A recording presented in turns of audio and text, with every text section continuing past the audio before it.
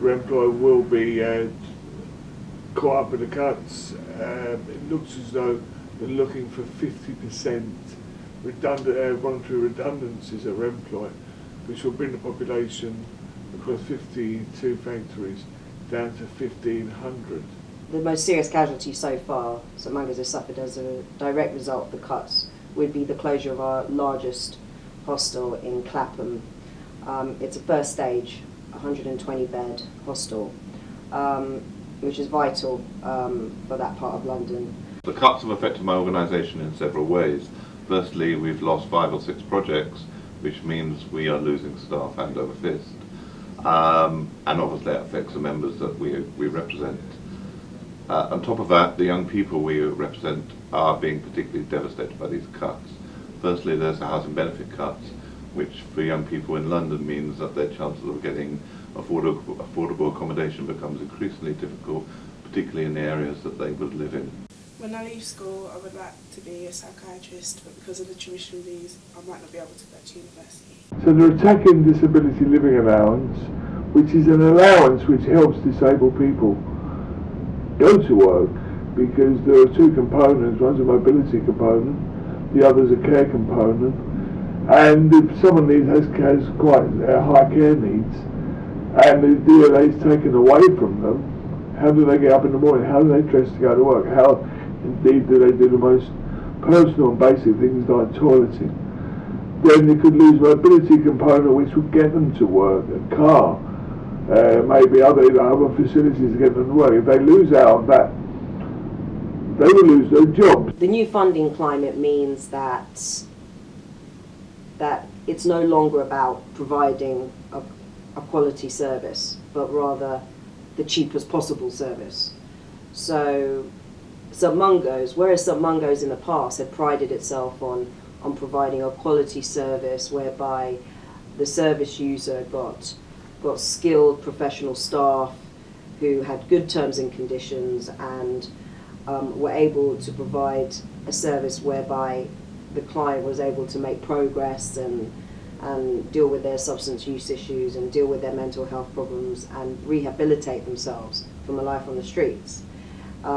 That St Mungo's won't be able to afford to provide a quality service anymore because we are too expensive. Another way in which my organisation and the young people we represent have been affected is one of the projects we have is Vauxhall Cross, which has been closed down. Vauxhall Cross is a drug and alcohol project for alcohol and drug-dependent young adults. It's the only project in London that provides this service. When it closes, young people, particularly young females, who are drug and alcohol dependent will be forced into hostels which are totally unsuitable for them, and face many people who are much older than them are also drug and alcohol dependent and may prey on these young people. This government believes that this is acceptable. The EMA being cut is a really big problem because some people need it for transport, books and other stuff, so it might not seem a lot to you, but to other people it is. Most of my friends are now considering leaving school at 16 and going straight onto a job because now EMA has been cut, there isn't a lot of funding for them to go to college or university. For my part, I get a care package from my local authority, which could end up being cut. Could have it taken away completely, which would leave me in quite dire circumstances. Some mornings I need help out of bed, toileting, things like that, very, very personal things. I don't know what David Cameron's big society consists of. I certainly don't want some volunteer, no disrespect to volunteers, but it could be a volunteer who doesn't want to be volunteering, is doing it grudgingly. I don't really want them coming into my bathroom, seeing me as God made me, and I'm an atheist by the way, seeing me in my seeing me in the raw, and then doing things which are very personal to me. I don't think these cuts are fair at all, particularly for an organisation like St Mungo's, which works with the most vulnerable and most destitute people in society. Staff already work under considerable pressure.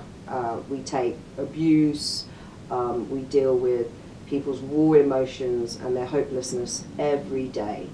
And these cuts mean that will just get worse, whereby our terms and conditions are being cut drastically. So we will get less pay, less annual leave, less sick pay, less maternity pay, less everything for actually working that much harder. I don't think these cuts are fair. I think they're ideologically based. I think the government has decided in advance that they want to see the end of the welfare state. A welfare state that was built for ordinary people is being destroyed by the upper classes.